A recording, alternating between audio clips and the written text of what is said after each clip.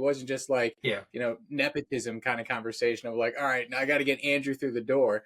It was more so the conversation. People knew who you were because of your contributions to the field. At least I could say that for sure on the Theogen side.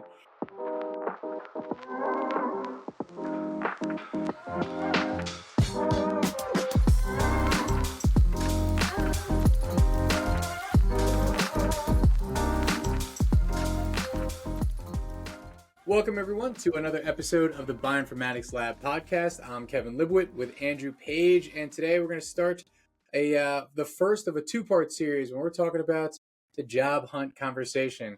Right now, Theogen's going through we're fortunate enough to be going through another round of expansion, so this is very top of mind for us. And we thought it'd be fun to do two parts, as I said. The first of which, Andrew, you and I can speak about our experiences, coming from academia or coming from different, in your case, different industries, and finding positions in the bioinformatics space, and specifically in microbial bioinformatics, and what we found is effective or ineffective means by which we were able to get in, build our professional networks and land positions throughout our career. And then in a follow-up, we could do an episode now on our end when we're on the recruitment process, give the perspective from the other side of that fence of the strategies we employ to find good talent and work their way into the team here. So, Andrew, if you want to start us off, how did you get your first job in bioinformatics? Oh my God. So all my jobs that I've gotten in my life have been through knowing people, which sounds really, really bad, you know? Uh, I'm embarrassed to say it. Like my very first job, I was actually in school working with people with disabilities, and I got that from a friend who said, "Hey, you want to come work here? It's like nice, easy money. You get to do, you get to have fun, and you do a bit of work." It's like, yeah, grand. And Literally every job you've had. So not even every before bioinformatics. Okay. which is embarrassing. And then another job I got.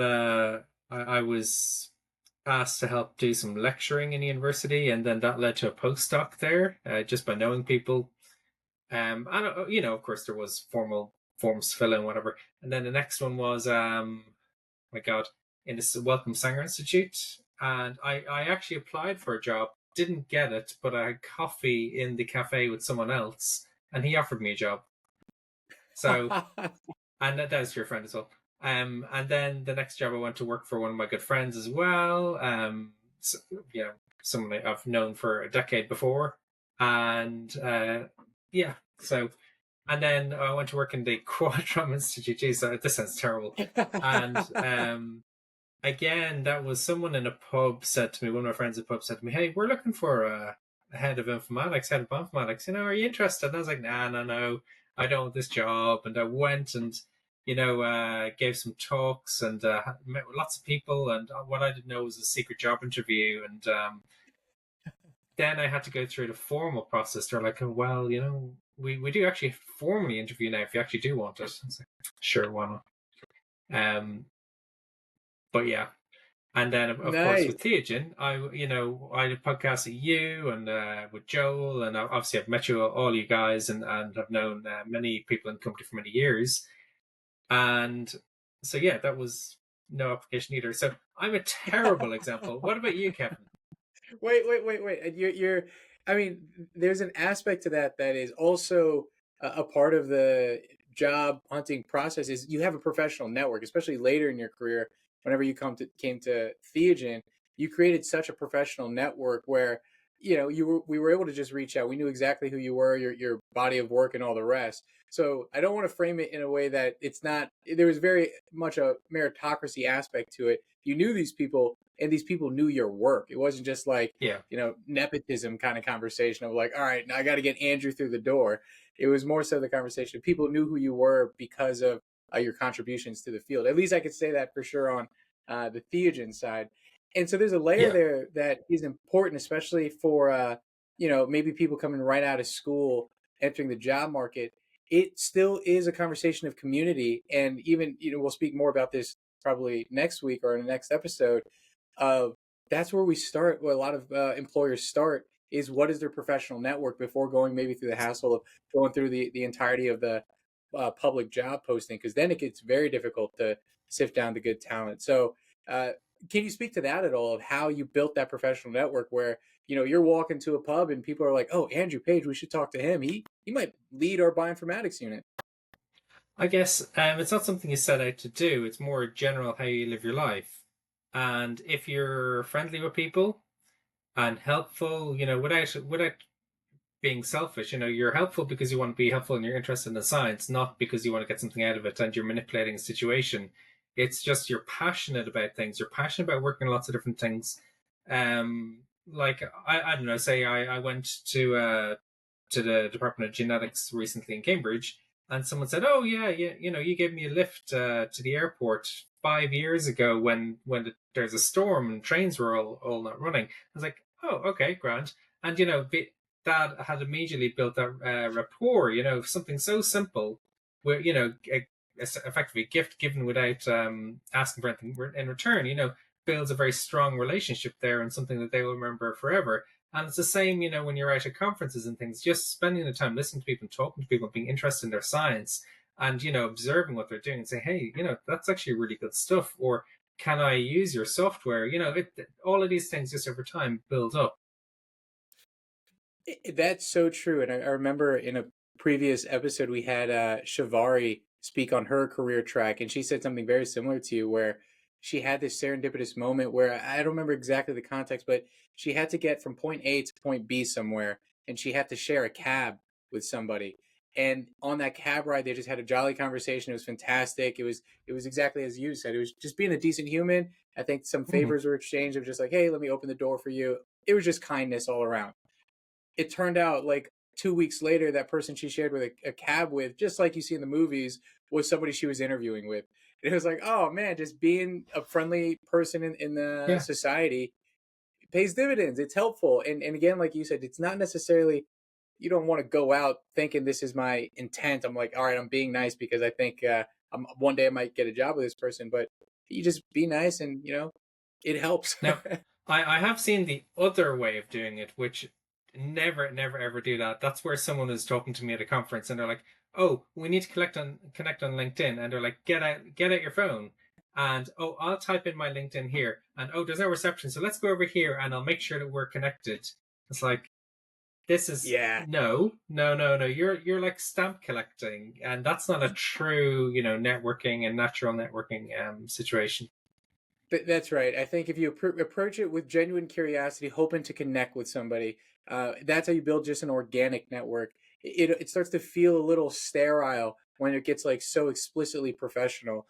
And I think maybe we've spoken about this in the past too. Conferences being a good way, an area where it's like, okay, we already have a common professional interest, and then both the common professional interest and then just knowing people personally helps to create that, just yeah, overall relationship in terms of knowing the And community. also nowadays it's social media, right? So I remember I was at a conference in Florida many years ago, 2013, ABGT.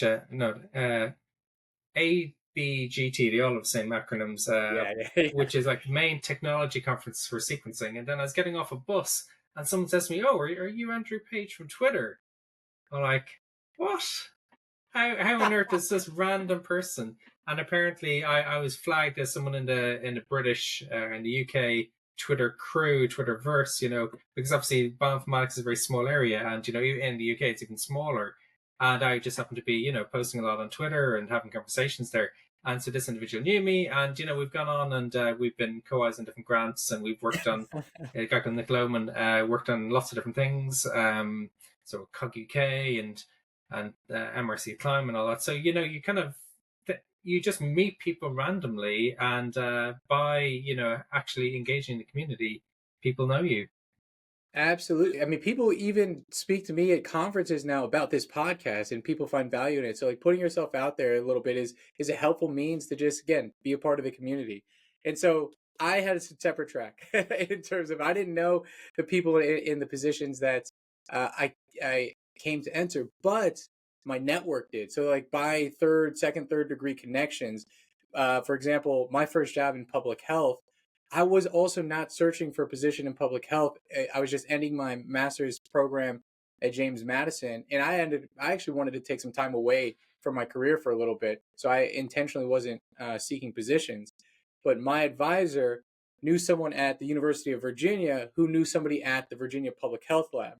And the Virginia Public Health Lab was looking for bioinformatics talent. So someone at the Public Health Lab asked this colleague at UVA, who then asked my professor, and then my professor, oh, I got a student who just learned about microbial bioinformatics. Would that fit? And that sort of was my foot in the door in the public health space.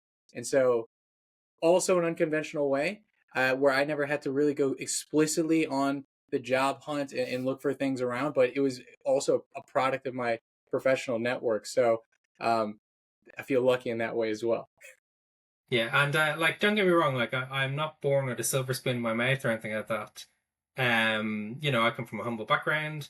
So my mother was a secretary and then worked as a cashier in a supermarket. And my father was literally born in the factory that he worked in for his entire life, as you do. And so, I was the first person in my family to go to university.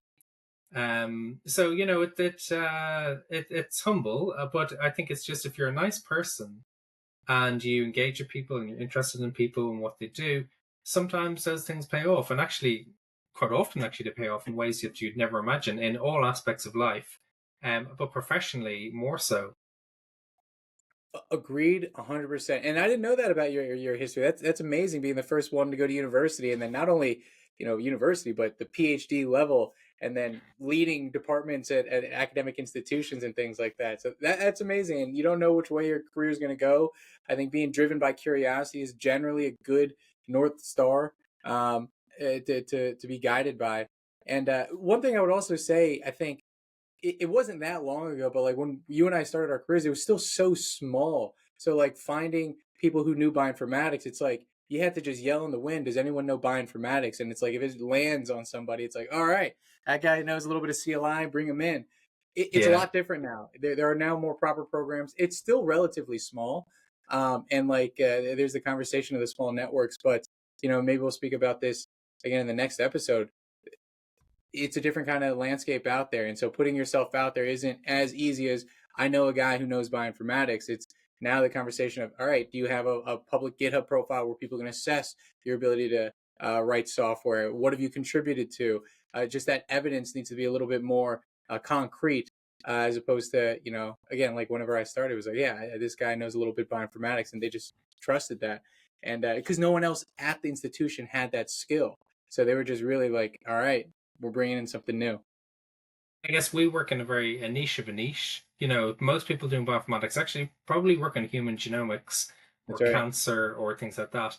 Actually, microbial bioinformatics is such a tiny, tiny, tiny area, which makes it all the more fun because, if people haven't discovered that, bacteria and whatever, 80% of the tree of life, and actually that's where the real money is, and that's where you should be researching.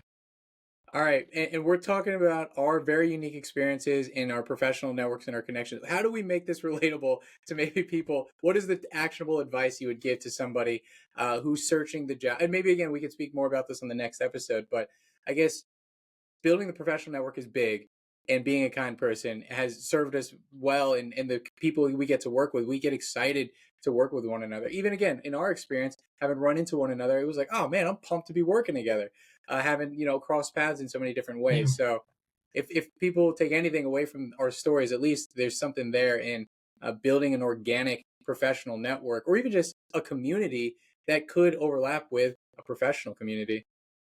So for me, the things that really counted were social media, tuning into it and seeing who are the people that I have the ideas that I want to follow and tuning into that. So it used to be Twitter, now it's a million different websites.